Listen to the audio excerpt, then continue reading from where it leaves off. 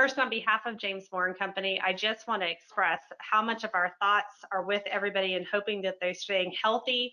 And I know this is a really turbulent time as an employer as well as an employee. And as we try and get through all of the information we're going to provide today, we want to go ahead and reiterate that we're trying to keep our website at the COVID-19 Resource Center part on jmco.com is updated with information as it comes. So you will hear us say, we don't know yet on a couple of different things, and that's okay. As soon as we learn, we will post it or get back with you on your specific questions. But we want to make sure that we're giving the most up-to-date information, as there's a lot of misinformation out there, which I know Julie will touch on. Today is our agenda. We're going to talk about what is the Families First Coronavirus Response Act, which includes the Paid Sick Leave Act, the Emergency FMLA Expansion Act, the tax credit that is associated with both of those items, as well as some small business loans.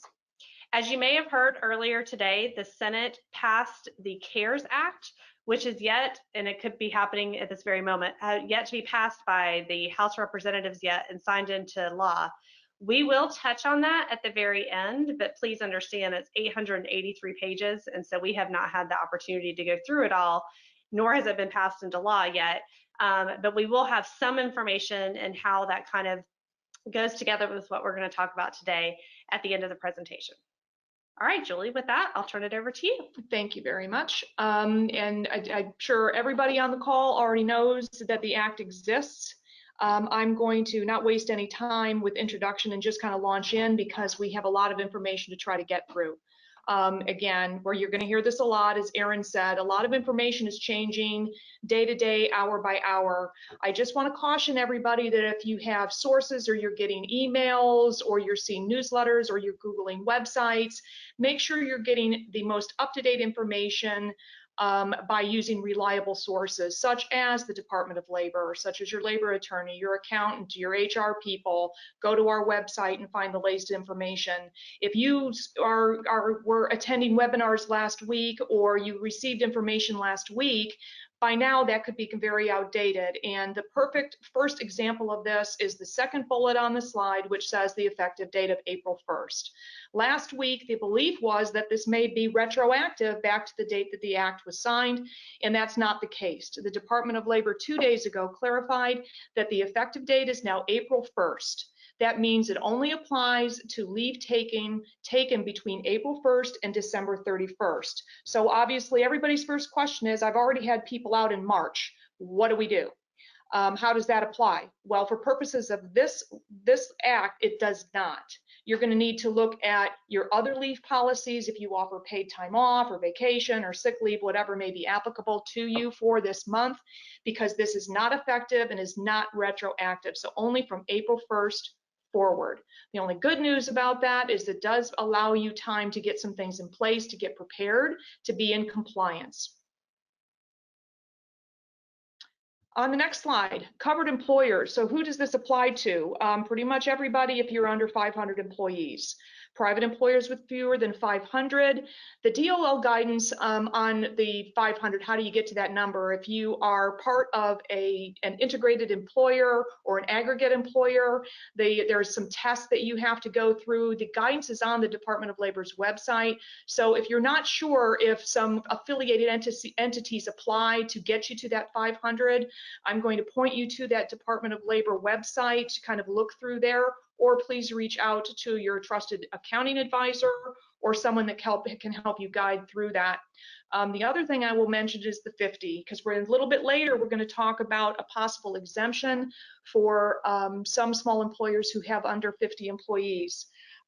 Be careful in how you count. We're going to talk about how you're counting employees, but if you are right at the cusp of 50 or you're right over 50 and you think you might be able to wiggle around to say you're under 50 for purposes of the exemption, I would really caution you there, because you do not want to run afoul of the Department of Labor for something like this. Plus, the tax credits are available. So there is some help available for you to have to provide this leave. One question that I've received a couple of times is nonprofits are included? Yes, nonprofit organizations are included, and actually some nonprofit advocacy groups were integral in helping with the draft of this act, in making sure that the tax credits are coming off the payroll taxes as opposed to income taxes, which Erin will talk about a little bit later. Hey, Julie, a quick question. Sure. Is the employees FTEs or any employee? Any employee. Okay. Any employee. So if you're counting your employees, you really need to look at, you know, your full-time, your part-time. There's additional DOL guidance on whether if you have a temporary and it's a joint employer situation, you may be needing to count them as well. As is many parts of this DOL. We were still waiting for a lot of information from them and additional guidance, which is literally trickling in day by day. Okay, good, thank you.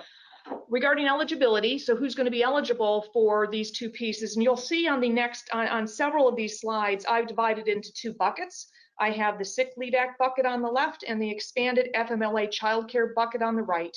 Some of the guidance and some of the things you see from the DOL, it'll talk about the Sick Leave Act as one bucket, and then the Child Care Act as another bucket, which is a total of 12 weeks. I've not done this for purposes of this presentation because I want to be able to explain the differences between the two. The one important difference is on the expanded FMLA, it is only for child care.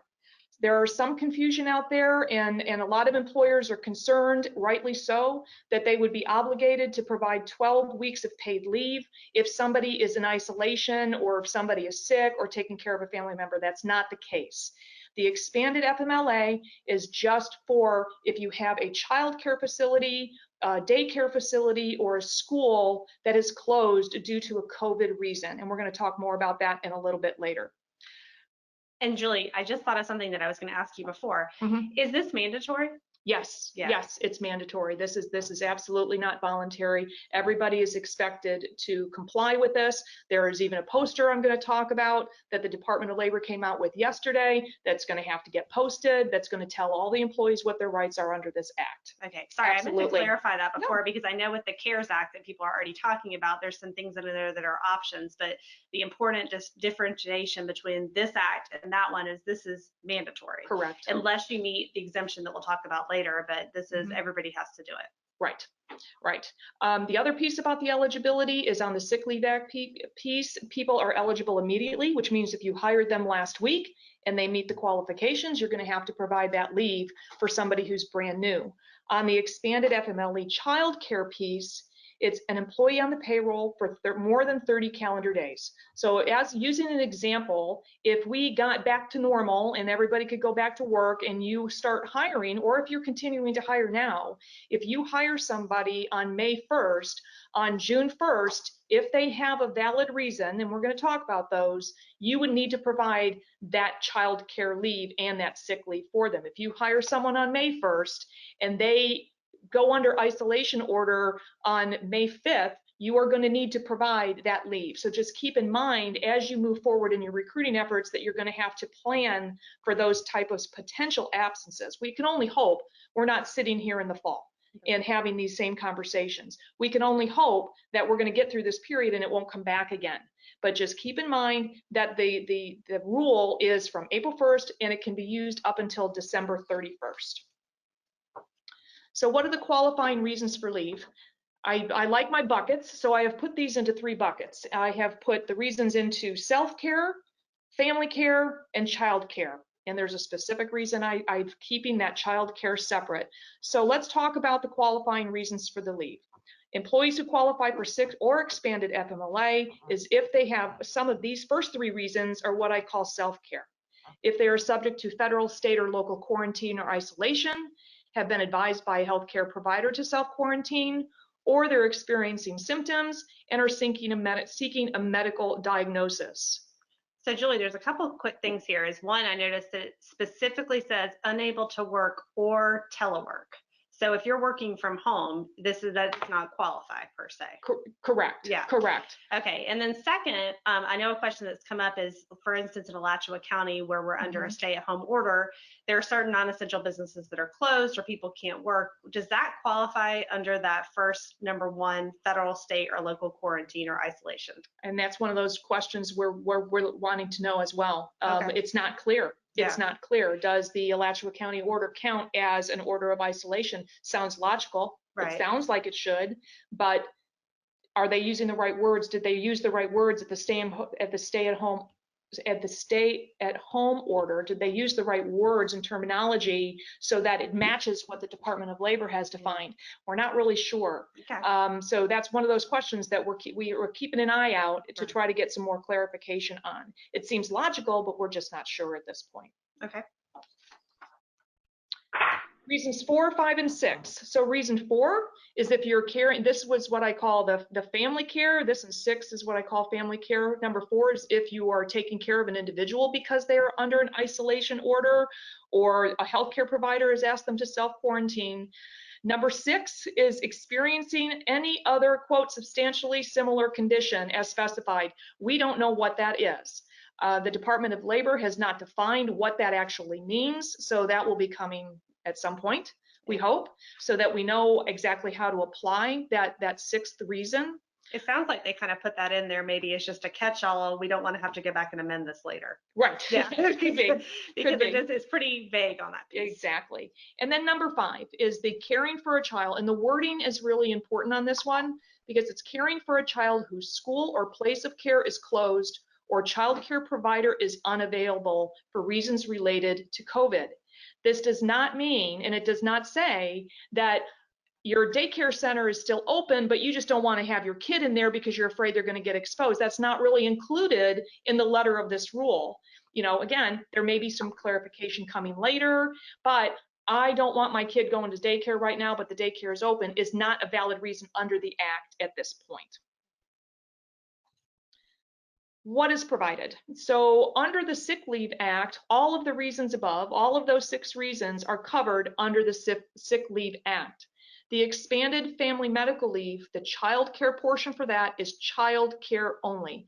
So the obligation for an employer under the Sick Leave Act is if for any of those 6 reasons, including the first 2 weeks, those first 2 weeks of a child care issue. The additional 10 weeks only applies if for the child care issue only. So one question that has been asked is if you have somebody who unfortunately becomes ill with COVID, they use the first 2 weeks of sick leave and they end up in the hospital or they end up in ICU, what happens to them? Because they would not be eligible under here for the expanded FMLA child care.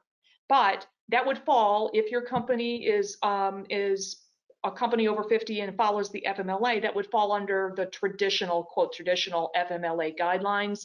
And if you have questions on that, or you have somebody that actually kind of meets that definition, or you're afraid might, please reach out and we can answer those questions individually. So what is provided again? For the full-time employees, it's 2 weeks, up to 80 hours of paid sick leave. For part-time employees, it's the number of hours that a part-time employee works on average over a 2-week period. Now that's making the very big assumption that you know exactly what part-time hours are being worked by that individual and it never changes. If you have a part-time person who works a variable hour, a variable schedule, then the Department of Labor guidance provides a mechanism for you to determine how much they would be eligible for. And you can use a 6-month average to calculate their average daily hours. So you can do a 6-month look back and determine based on the number of hours they work per day in order to figure out how much leave they would be eligible for per day for that 2-week period. Now, what if you just hired somebody 2 months ago? What do? If the employee has not worked for you for at least 6 months, you can use the number of hours that you and the employee either agreed upon. Say you did an offer letter and that part-time person is in the offer letter you said you will work 20 hours a week. Well, you can use that as a determination that they would be eligible for 20 hours for 2 weeks, 20 hours 1 week, 20 hours the second week. If you, in the absence of that, and you don't have something like that, the third mechanism to determine what they're eligible for is to look at the sick leave, base it on the average hours per day the employee was scheduled over the entire length of the employment, whether it was 3 weeks, a month, 3 months, etc. Sounds kind of great, especially if this happens later where you actually hire someone on May 1st and then May 5th they go out. They've only maybe worked potentially 0 at that point. Right, and I think the guidance is going to be, your best guess, honestly. I mean, you have to kind of look and see what you've done before, what was agreed upon. When you hire somebody, you generally know what you expect. Right. You're not going to say to somebody, well, 1 week you could work 5 hours and next week maybe 20, and that's possible. It absolutely is possible. But I think you just need to come up with what sounds logical, plausible. I would tell you that, err on the side of favoring the employee as opposed to favoring yourself and making those determinations. Yeah. But hopefully, I feel really bad for somebody who just got a job and then are told, well, by the way, we either have to, now you're going to work remote for the next couple of months because we don't know what's going on. Right. Calculation of pay. So how do we determine what we have to pay somebody? Under the self-care, so again, reasons 1 through 3, personal health condition. You are going to pay the regular rate of pay or minimum wage, whichever is greater, up to a maximum of $511 per day or $5,110 total over the entire sick leave period or over the entire 2-week period. For leave number 4 and 6, which are those family care reasons, you're going to pay 2/3 the regular rate of pay or minimum wage, whichever is greater, up to $200 per day or $2,000 in aggregate over a 2-week period.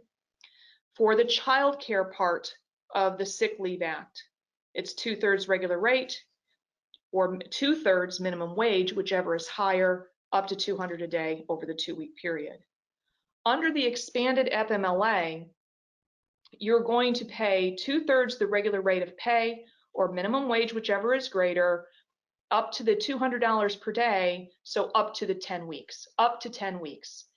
2 weeks off the sick leave, and then an additional 10 potentially under the expanded FMLA. Question that I've been getting asked is, if the schools open back up after 4 weeks, do I still have to pay this? If the reason would go away. If the schools open back up, the daycare opens back up, and that's the reason for the extended childcare, the reason has gone away, so that's why it says up to 10 weeks.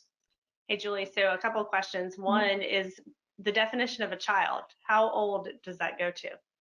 Anybody under 18. Okay. So yes, you can have a teenager at home, and if you needed to be home to take care of your 16-year-old, right, then yes, it does apply under the law.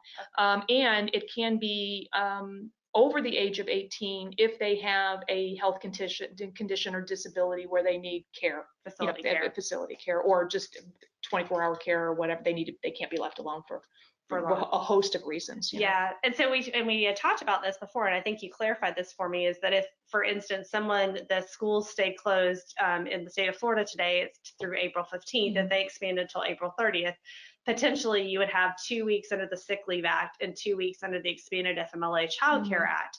If they went back to school May 1st and for whatever reason May 15th they closed again, potentially you would have to reenact the expanded FMLA. It's not 10 weeks consecutive, correct? That's our understanding. Correct. That's our understanding of it at this point. Wow. They have not said it. I mean, I think the Department of Labor is so focused on what do we need to do right now, and what do we need to do to get people some help right now and address now that they, while they put that December 31st date on it with the intent that yes, it could be used throughout the year, we're still waiting some guidance on how that would work. Right. The other thing that has been asked a lot is, can you basically double dip on the sick leave? Can you get 80 hours because you are under isolation order, but then, oh my gosh, now you have a diagnosis, can you get it twice? Right. And the answer from the Department of Labor is no. You only get the 80 hours once if you're a full-time person. Okay. One thing I want to mention on the expanded FMLA is when you determine the regular rate of play is not as easy as you think. If somebody is normally scheduled to work overtime, you need to take that into consideration. So if somebody is normally scheduled to work 45 hours a week, then when you determine the 2/3 regular rate, you have to take that into consideration. For sick leave, the same thing kind of applies. If you have somebody that's normally scheduled to work 50 hours a week, you would be giving them 50 hours for the first week of Sick Leave Act pay, and then you'd only give them 30 for the second week, because again, it's only a total of 80 hours over a 2-week period. So the overtime really affects the rate of pay, but it doesn't affect the number of hours. It's 80 Correct. no matter what. Right, Yeah. right. And if you pay somebody commissions, tips, pay people on a piece rate basis, all those wages must be incorporated when you do your calculation. Okay. And there's additional guidance out there from the Department of Labor about the FLSA and how you determine pay. I know a lot of people are going to have questions about what do I do for my exempt salary people. We could do an entire separate webinar on that, so we're not really going to address that here, but I know that's going to be one area that I'm sure we're going to get a lot of questions on, Oh, yeah. and we'll be happy to address those later. Yeah. Additional Department of Labor guidance. So this is a little bit of a head scratcher because it leaves some unanswered questions.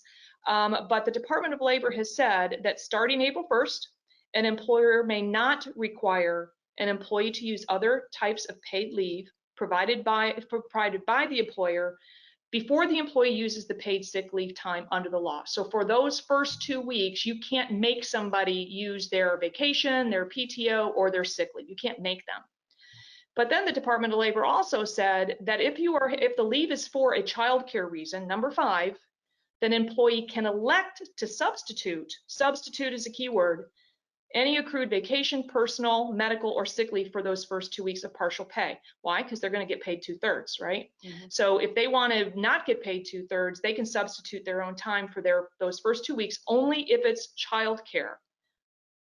The difficulty on this one and what is unknown is what happens if you have reason number 4 and 6. You're home because you're taking care of somebody under the order, or the mystery illness we don't know about.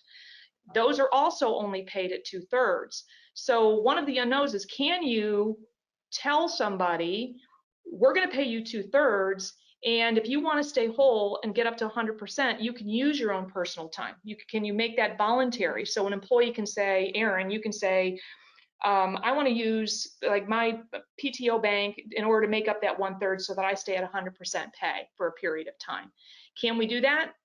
We think so. We think so. It hasn't come directly from the Department of Labor, but we do think that seems logical. I can't imagine the Department of Labor will say something like be less generous. Right. I think they're going to err on the side of wanting to be more generous, but the hook is this is people's already accrued time versus not just the employer being generous. Now you as an employer might decide, you know what, I don't want to make people do that. At least for the first 2 weeks, I'm going to pay at 100%. And no matter what the reason, I'm going to pay at 100% for those first 2 weeks, not for the expanded. Can I do that? You want to be careful in that you're not picking and choosing who you're doing it for. You want to make sure you're not being discriminatory, that you're picking people, based on some other reason. So I would kind of really be cautious on just making sure how you apply that type of generosity. And we really, really would like to get some additional guidance from the Department of Labor before we encourage employers to start kind of going in that direction. Yeah, because I know one of the questions that has come up a few times is related to the telework. So if you're able to work from home, but under number 5, under the child care, maybe you're not able to put in 40 hours, maybe you're only able to put in 20 hours. Do you get to substitute part of this paid leave for the difference? How does that work? And I don't think we have the answers yet. We don't. I mean, we assume, and again, that's a big assumption, that because this is an extension of FMLA, and FMLA provides for intermittent use of leave, that maybe you could use it for the child care too, right? If they can work part and thing. But then what do you do with the 2/3 pay, and how do you make a determination based on that 2/3 pay? It's really muddy. Yeah, and we talked about the 2/3 pay before, and we'll get to this later on the tax credit. But one of the things that people why they would want to elect to substitute or be able to put this on top is maybe their income is in excess of that limit, right? The $200 per day. So that doesn't really help them as far as the income goes. Yes, exactly. Exceptions, and I know a lot of people have questions about the exceptions, and this unfortunately is another area that we need some additional clarification from the Department of Labor on. For the Sick Leave Act, if you are an employer that has healthcare providers or emergency responders, you may elect to exclude those such employees from both pieces of this act. If you have fewer than 50 employees, for reason number 5 only, the child care piece, Small employers with fewer than 50 employees may be eligible for an exemption from the child care leave requirements, and I would put that in bold. It would jeopardize the ability of the organization to continue operations. What does that mean? We don't know. The Department of Labor still has to come out with some guidance, which I'm going to talk about on the next slide. So we're just honestly scrambling. We don't know. We don't know what they mean. How would you qualify? How do you determine whether it's a jeopardy to you or not? So more to come on that on the next slide. On the expanded family or FMLA childcare, there's an additional exemption if you have fewer than 25 employees, that you would not have to reinstate the employee at the end of the leave if the employee's position has been eliminated due to economic conditions or other changes in operating conditions. One of the things we're getting asked to is, I think a lot of employers are saying, oh, you know, I'm just going to go with the exemption. I'm under 50. I'm not going to worry about it. So I'm not going to start making sure that I follow this as of April 1. Not wise. The penalties and enforcement is going to be probably pretty severe. I think they're going to be looking at this because they don't want employers to try to snake out of it. And again, you are getting a tax credit. So there is an incentive to comply, even though it's mandatory. There is a temporary non-enforcement period of 30 days given by the Department of Labor, which gives employers time to get in compliance. But you have to act reasonably and in good faith. What does that mean? It means that you fix any violations, that the employee is made whole, and the violations were not willful, which means you didn't intentionally ignore the rule. And I like this part from the Department of Labor, and this is a quote, that the Department of Labor receives a written commitment from the company that you will comply in the future. Yeah, and I mean, we've talked about this before. I know in past webinars, and I know you preach it to us really a lot. Don't mess with the DOL, right. And all it takes is for an employee to call the DOL and report you. Yes, and that's one what causes call. The issue. Yeah. One call could give you a really bad headache. Yes. And you want to avoid that really at all costs. Again, the only other guidance we have from the DOL on this subject, as of right before we walked in here, is to elect this exemption, you should document why your business with fewer than 50 employees meets the criteria set forth by the DOL, which will be addressed in more detail in forthcoming regulations. And they have said April, sometime in April. So one of the challenges is you're going to need to be complying with something as of April 1, and you really should not assume an exemption unless you really think that you're going to have some pretty valid reasons. Until we have additional guidance, we just don't know what that's going to be and how that is going to be. And we don't know what documentation you need right now. What do you need to do? How do you document it? We don't know. More to come on that. One of the things that's about this act with this exemption that's causing some heartburn with some, some of the politicians, some in Congress, some of the states, is the exemption for under 50. Because that pretty much takes 25%. If everybody that was under 50 got the exemption, that would take 25% of the private sector employees off the ability to be able to receive the leave under this act. And that's millions of people that would not receive benefits. So, do I think, I have no idea. Do I think that they might plug this hole later? I have no idea. I don't think there's anything in the CARES Act that plugs the hole for the 50, but you never know. You never know what could be coming, but this is the best we have at this point. And don't send materials to the DOL. Yes, they don't want it. They don't want anything yet. They don't want anything yet. Okay, record keeping and documentation from the employee. So you're going to want to get some affidavit or a template together where the employee is requesting the leave and give the reason for that leave, so that you'll be able to track that reason. You'll be able to track the hours. We're also being asked, you're also going to be asked to, get a copy of any quarantine order or a doctor's note or confirmation, something that says that they're under treatment or they're home with a family member who's under treatment, that type of thing. And the difficulty is, while we're being told that, and this is the documentation you want, on the other side, they're also saying, please be understanding and be patient and be creative with requesting information because doctors' offices are overwhelmed. So think about your workforce and think about how you've obtained documentation and see if there's some more creative ways you can do this. you know, if you get the affidavit from the employee saying that it's because of X reason, get them to check the box and sign it. Then can you go back and get the documentation, you know, when the doctor's office has time? Can you receive something via email, you know, fax or whatever?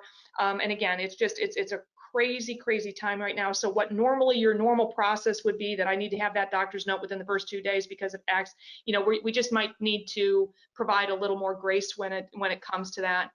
And on the child care school related need, that's really a tough one as well, because if your school is closed right now, there is nobody there to provide a note. So again, if you get some affidavit or something from the employee stating that this is the reason and this is the school or this is the daycare facility, then, you know, trust your workforce at this point as best you can, get the documentation if you can, or pick that up later. Since we did put the slide deck together, yesterday the Department of Labor came out with the poster. So this is a mandatory poster which has to be displayed at all of your offices. Now, there's probably a few giggles going on because most of you are not in your offices and you're sitting at home or working remotely somewhere. Because of that, the Department of Labor has also said that you can email it to employees, you can direct mail it to employees, you can post it on your company website or on your internal intranet. You have to get this poster out. It doesn't have a compliance date on it, but I would say April 1st. We are going to provide a link to that on the COVID-19 part of our website, so you'll be able to pull a copy from there. And just make sure, just like all of the other legal posters you have, that you keep it in a prominent place in the office. If the office is opened or when it opens, make sure you have that there and make sure you get it to all of the employees in one way or the other. Well, and I think, Julie, we talked about even potentially once we have them developed to have some templates out for people to fill out, because I think for the sick leave and the child care leave, like it sounds like it should be somewhat simple that you have to have them give an affidavit. The hard part is how much are they going to have to from a quarantine or a doctor's note, especially when you hear things like, I think I heard that if you come into Florida and you've been in New York, you have to self-quarantine for 14 days. Well, how do you prove that? Right. So someone has to say, like, I was in New York, I can't come to work, X, Y, or Z. And obviously from the confirmation from the school, in Florida, public schools are closed April 15th. I think we can just post an email that was out there. But on the flip side, you may need your employees to actually complete the form that says, and here are my kids. And their ages, because we don't have that information on every employee. True. Yeah, absolutely. So you would want to have that provided as well. Correct. And lastly, for my piece, employer documentation. So you're going to, you know, in order to apply the tax credits, you're going to want to make sure that you are tracking everything is on the front end starting April 1. If you are using a third-party payroll company, I'm sure right now they're scrambling around working on adapting their payroll systems or adding codes in order to accommodate these types of leave. If you use a payroll system for timekeeping, or you use a separate timekeeping method, or you're doing it in Excel or doing it in paper, just make sure that you track at least for the two codes, self-care and family care, so that you know what the pay is for one and what the tax credit will be. And I'm preferring, or at least for my business, to use a third one. So I'm going to use self-care, family care, and the COVID for child care, for the family medical leave, so that I can look back and look on a monthly basis and see how many people have I got using each one of those pieces. And with that, I'll turn it over to Erin to talk about tax credits. Yeah, tax credits, because that really is how you pay for this, right?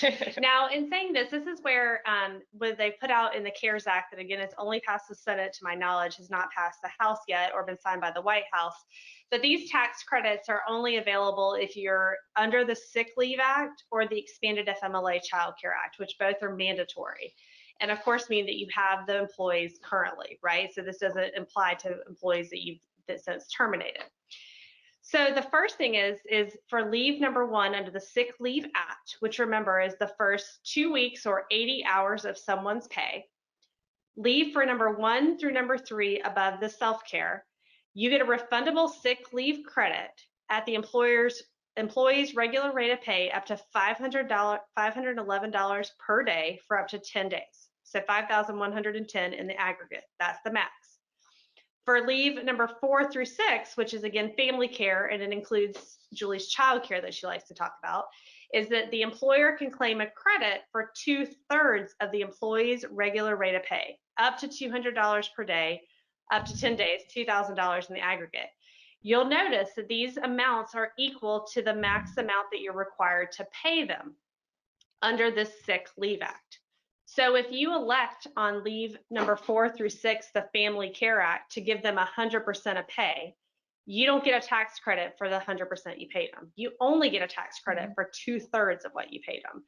So what Julie was talking about in talking about accrued PTO, if you can, I would call ladder it on top of this, or if they make more than $200 per day, you don't get the offset on payroll taxes for that. In addition for this, the health care coverage credit says that if any eligible employers get an additional tax credit above and beyond what is said up there, is what it says today on the IRS website and what it indicates on the DOL website. So again, subject to change, but that's what it alludes to, is that if you're paying health insurance coverage for those eligible employees during this 2-week period, you get an additional credit for the employer side of that, okay? So it's kind of an expanded benefit for that piece if you're allowing them to pay for their health insurance as well. On the expanded FMLA child care credit, again, it goes back to the 2/3 of employees' regular pay capped at $200 per day you get as a tax credit. Same thing with the healthcare coverage credit as a sick leave act, that employers, if they continue to pay for a portion or all of their employees' health insurance, they get a credit for that as well. So the question is, great, I get these credits, where do I get them? And it's an immediate dollar for dollar tax offset against payroll taxes, okay? So as you may or may not know, whoever is involved in actually submitting the payroll and paying the payroll taxes, is that everybody has a different time period of when they're required to deposit payroll taxes. And what they didn't want to have happen in this tax act is that you didn't get the credit until you filed your payroll tax return, which is filed on a quarterly basis, because they knew that if people were outpouring this money under this act that they were required to do, and they didn't get a credit for 3 or 4 months, that would be a big issue. So instead, what they did is they said, hey, they're going to allow you to take it dollar for dollar against payroll taxes owed. So for example, if your payroll taxes due and you pay them on a weekly basis, if they were due on the Friday and they were $10,000 and you had paid $8,000 under this Sick Leave Act, you would deposit $2,000. Now, what we don't know, and we're waiting for clarification, is that when you either submit those taxes through a third-party payroll company, through like a QuickBooks, or through the phone system or EFTPS, is there a code that you have to put in to let the IRS know, hey, I'm shorting my payroll taxes by this amount because of the Sick Leave Act? We don't know that at this point, but I would assume they're going to come out with something on that piece. Certainly when you file your quarterly 941s, there will definitely be a line, I'm sure, updated on there to show what this offset is. Now, if your tax credit would exceed the payroll taxes, then their IRS is developing a streamlined process to be able to get that refund again sooner than when you file your quarterly tax return. And I'll talk about that in a few minutes. A lot of questions we've gotten have been on self-employed. So if I'm not an employee, I'm self-employed, whether it's through a Schedule C, whether it's freelance, gig worker, 1099, partnership, if you're a partner in a partnership, how does this work? The information we have today, and honestly, what's in the actual act, is that it's a little bit confusing in the sense that they tell you, you will get a tax credit. And it's the lesser of, again, the $511 for reasons 1 through 3, $200 for reasons 4 through 6, or 67% of the average daily self-employment income of the individual for the taxable year. The way I read that is that they're going to look at, when you file your 2020 tax return, they will look at what is the lesser of, the $200 or 67% of your self-employment income for the year. And they do a division of it by the 260 days. So it's confusing, and what's even more a little bit hard to comprehend is that the credit actually doesn't come into play until next year when you file your tax return. And that's what it currently says on the DOL website. So that means that you basically don't get any advance pay until you file your 2020 tax return. We're waiting for additional clarification on that, if they will allow self-employed individuals to basically be able to take an advance on this, similar to what we're talking about with the payroll taxes, as if they had qualified under the sick leave or the expanded FMLA, instead of waiting a whole year to get that credit back. So what I talked about before is basically if you pay the qualifying sick or child care leave act, you basically retain that amount of payroll taxes equal to the amount of the leave that you paid, rather than depositing them with the IRS. So again, if you're doing it on a weekly basis, then the way you keep you're paying it out to your employees, but you reduce your payroll taxes you have to deposit. And the ones that are eligible for retention include withheld federal income taxes, the employee share of Social Security and Medicare taxes, the employer share of Social Security and Medicare taxes with respect to all employees. And if your payroll taxes are actually less than what you're required to pay as the cost to cover the qualified sick and child care leave, that's where we'll be able to file, hopefully, a request for an accelerated payment with the IRS that would process in 2 weeks or less.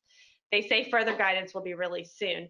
I'm not usually one to give a ton of grace to the IRS, but I do understand that, one, they're on a reduced workforce because of COVID-19 as well, and that they're having to put this all together and put a process in place where people can actually request this information and be able to get it back within a short time period so that they're not out of cash.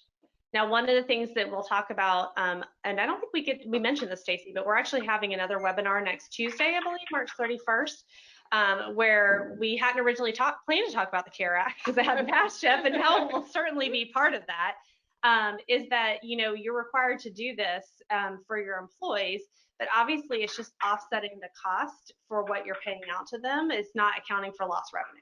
So that's part of where the CARES Act is supposedly coming into place to get additional cash for this. Okay, so that's kind of a good segue into the small business loan programs that are currently available. These do not consider any of the loans that are being talked about in the CARES Act that would hopefully help employers or businesses get more cash than what's available here, but I'll tell you what we know as of today.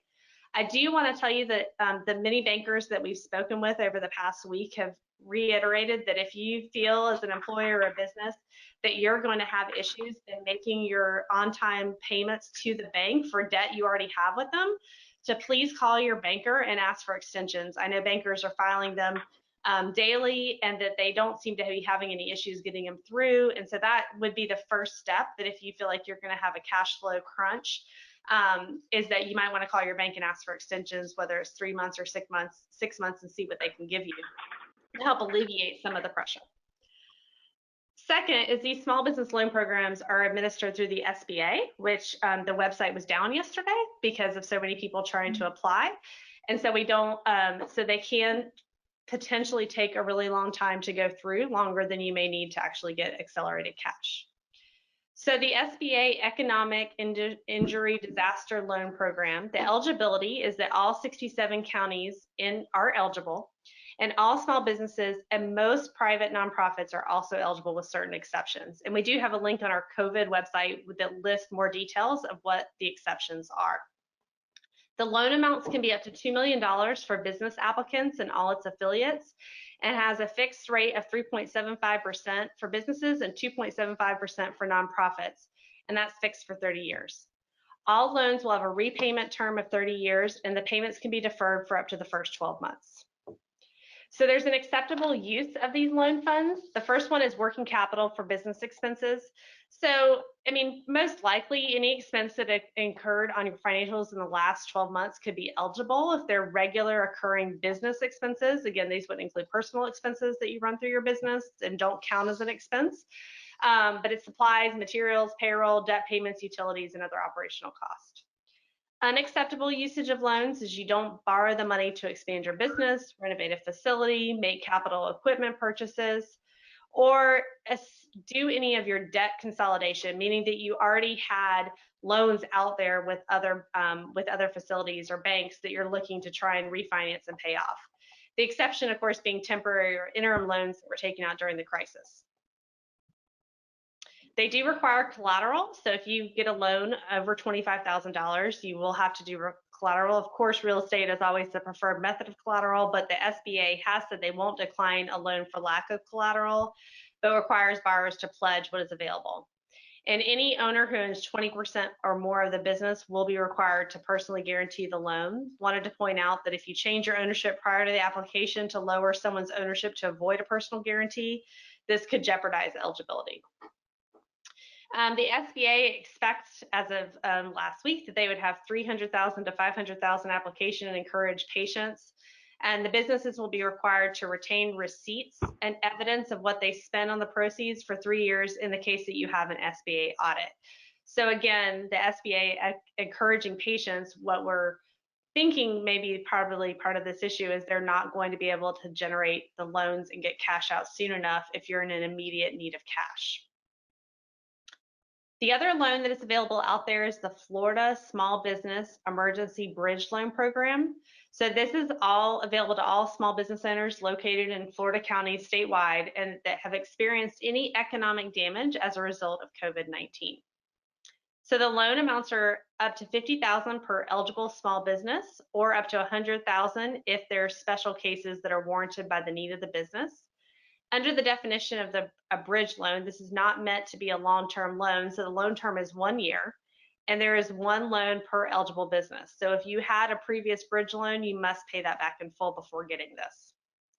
The bridge loan provides an interest-free component for 1 year, and then it does convert to 12% per annum on the unpaid balance thereafter. And it is subject to any default under the normal commercial collection process.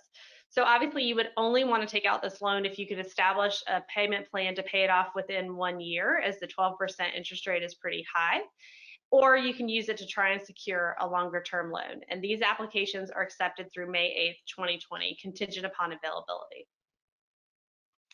Okay, so the CARES Act that is going to talk about, hopefully by next Tuesday, if everything passes, and I know we sent out an e-blast on it a little while ago with some of the things that are already in there.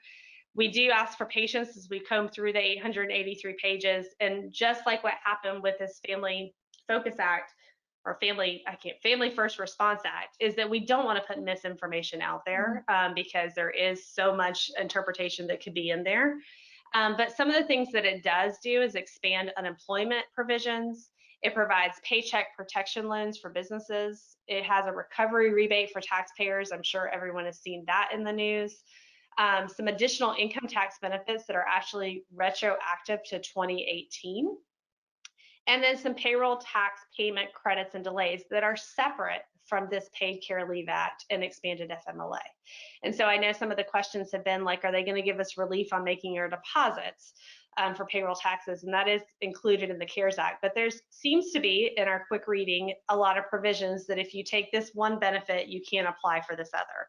So they're not going to allow for a lot of double dipping. So again, I encourage you to listen next Tuesday when we kind of go through, if this all passes and remains substantially unchanged, there will be a lot more information, especially for employers and individuals. In saying that, again, I encourage everybody to look at our website on the COVID-19 Resource Center. We have links to a lot of different items and documents, as well as a lot of articles that are on there.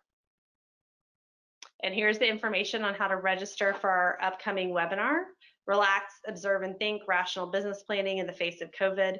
We have actually talked as a firm as of this morning whether or not we need to do more than one because 883 pages is a lot.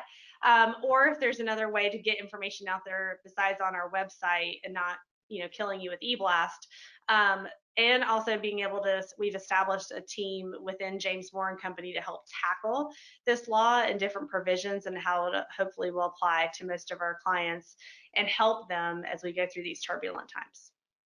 So with that, we might have gotten a few questions. Is that correct? Yes. So thank you, Erin and Julie, for taking the time to walk us through this information.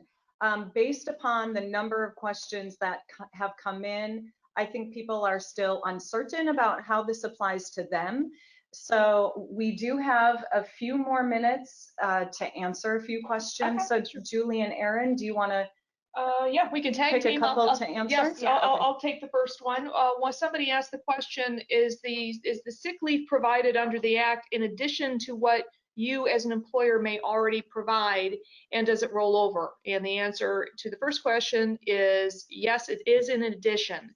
So if you already have a PTO, vacation, or sick leave policy that is separate from what is provided here, and no, it does not roll over. So it is only in effect until December 31st, unless, you know, gosh, we're in the same place at the end of the year, which we all hope not, and there is some extension. It would expire on December 31st. So if somebody used 40 of the 80 hours and then got sick again, and it wasn't until next January, right now, that would not apply. You do not roll this time over. All right, so I saw this question a couple of times, and I've had it myself, so I don't think that there's a way to differentiate it. Is can both parents receive the child care benefits or pay, regardless if they work for the same or different employers?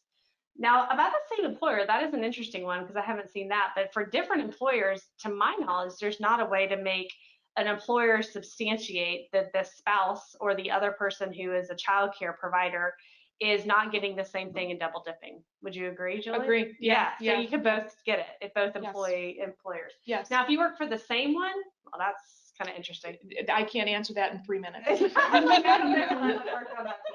So that's one of the, I mean, if somebody has that question or that situation, then please just, you know, let us know, and I'll reach out to you directly to answer that one. Yeah. So another question is, a tax offset doesn't come up with the funds to pay for this leave. If your business is closed, how do you do this? I agree. I think that's what the CARES Act is probably trying to do, is be able to provide additional funding for businesses that are being affected, and that's somewhat separate to this. Because certainly if you don't have money, you can't pay employees, and you would be terminating them. What if the sick leave is higher than the quarterly tax credit? I think that's asking, like, if you paid more in leave than you would have owed for your total payroll taxes. And that is where the IRS is supposed to be unveiling like a streamlined process to get that money back quickly versus having to file the quarterly tax return. And the same thing is if you're a nonprofit, how do we get the credit? That's why this is a payroll tax credit, not an income tax credit. So it is dollar for dollar what you would normally have to deposit in payroll taxes. Let's see. What's another one, Julie? We have a lot. Okay. Let's see. I'm looking for. So I think we probably have time for just one more question. Okay, there's a lot.